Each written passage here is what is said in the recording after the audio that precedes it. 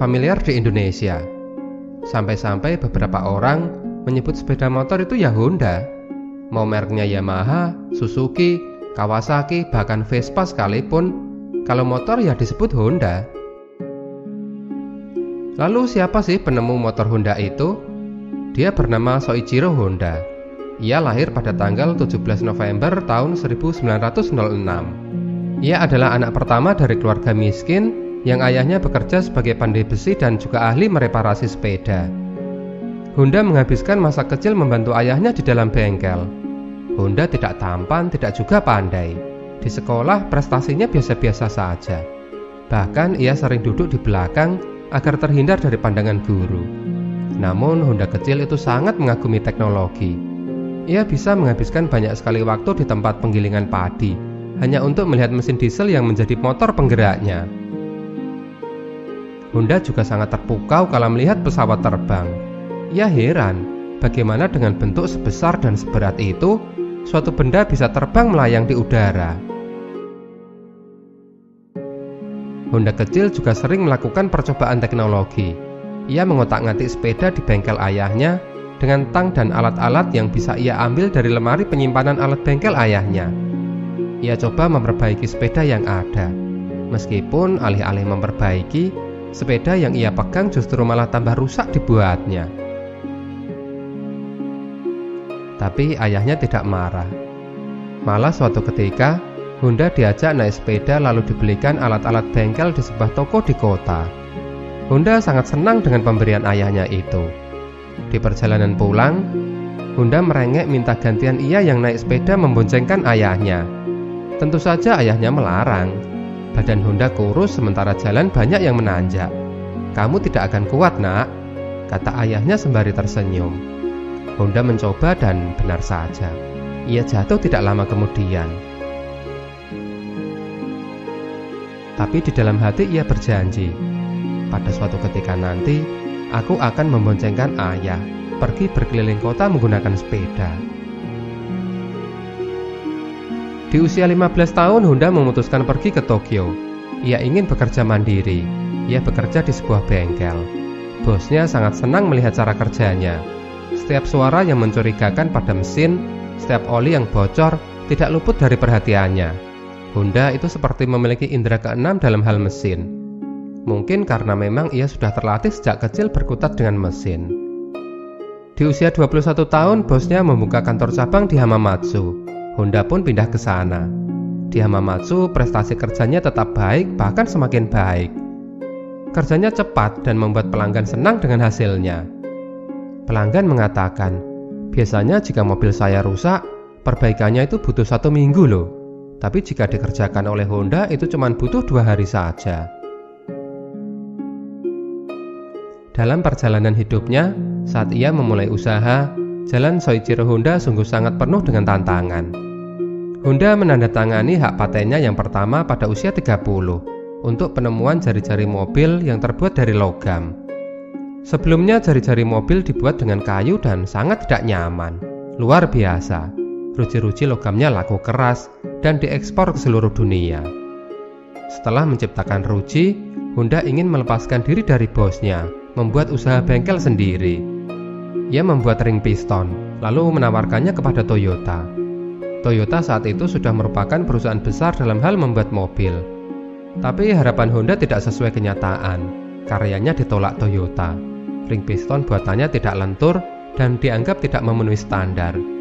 Padahal membuat ring piston itu dilakukan Honda siang malam, berhari-hari, selama lebih dari 3 bulan dan hampir menghabiskan seluruh uangnya. Beberapa teman mencibirnya. "Hahaha, rasain kamu, sudah enak kerja di perusahaan kok malah keluar. Makanya punya mimpi itu yang realistis. Sudah tahu zamannya sedang susah, kerja buat makan aja sudah syukur. Macam-macam aja sih." Teman-temannya justru senang melihat penderitaannya. Karena kegagalan itu, Honda jatuh sakit yang cukup serius. Butuh beberapa bulan baginya beristirahat hingga kesehatannya kembali pulih. Saat sehat, ia pun kembali memimpin bengkelnya. Tapi soal ring piston yang tidak laku itu, ia belum juga mendapatkan solusinya. Demi mencari jawaban, ia kuliah lagi untuk menambah pengetahuannya tentang mesin. Tapi di bangku kuliah ia merasa frustasi. Karena di sana hanya diajar tentang teori dasar dan hanya tentang teori. Ia protes kepada rektornya.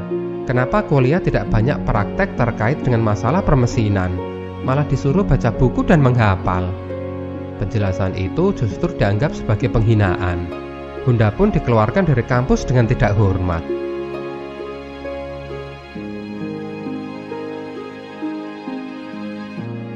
Beberapa bulan kemudian, berkat kerja keras, gagal dan coba lagi, desain ring piston Honda pun selesai. Saat ring itu kembali ditawarkan kepada Toyota, perusahaan itu akhirnya mau menerimanya. Honda sangat senang dengan pencapaiannya itu. Tapi saat Toyota memberikan kontrak dan Honda berniat mendirikan pabrik, Honda kesulitan mendapatkan dana. Saat itu Jepang sedang bersiap berperang. Tapi Honda tidak kehabisan akal. Ia mencari modal sendiri dengan meminjam ke orang-orang. Tapi saat modal sudah terkumpul dan pabriknya jadi, perang meletus dan pabriknya terbakar. Malah tidak hanya sekali, tapi sampai 2 kali. Honda memandang pabriknya yang ia dirikan dengan susah payah telah hancur berubah menjadi abu. Honda merasa sangat sedih sekali. Tapi Honda tidak mau menyerah.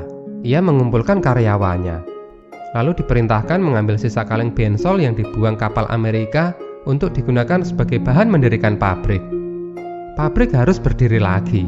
Pesanan dari Toyota harus ia selesaikan.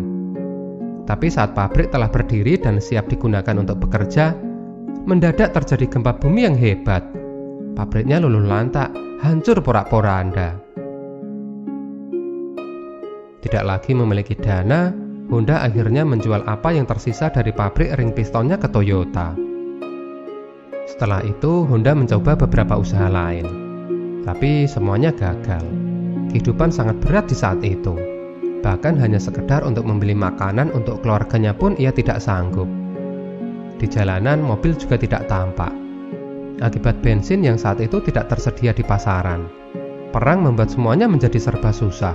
Orang-orang kesulitan hendak pergi kemana-mana.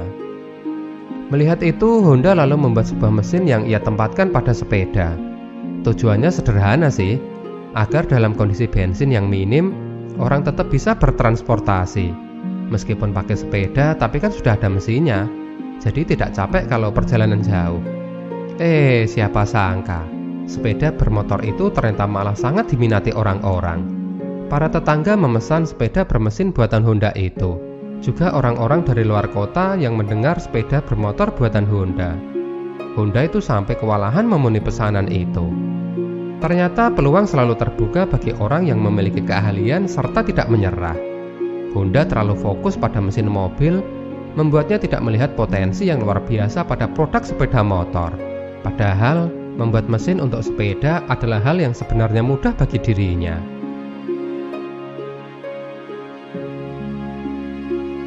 Disinilah, Honda yang optimis kembali mendirikan pabrik. Ia membuat sepeda bermotor. Seiring berjalannya waktu, sepeda motor Honda mengalami perbaikan, dan pembaruan. Hingga pada akhirnya, ia ada banyak di jalan-jalan Jepang, dijual di mana-mana, bahkan hingga ke luar negeri termasuk di Indonesia. Dari terpuruk, Honda mulai banyak meraih kesuksesan. Pabriknya semakin besar dan cabangnya ada di mana-mana. Kawan-kawan yang dulu mencibir, sekarang adalah bagian dari orang-orang yang menggunakan sepeda motor buatannya. Suatu ketika, Honda pulang ke rumah dan menemui ayahnya. Sesuai janjinya, ia memboncengkan ayahnya naik sepeda berjalan-jalan keliling kota. Ia tidak merasa capek, karena sepedanya sekarang menggunakan mesin. Ayahnya tertawa lebar, merasa sangat berbahagia.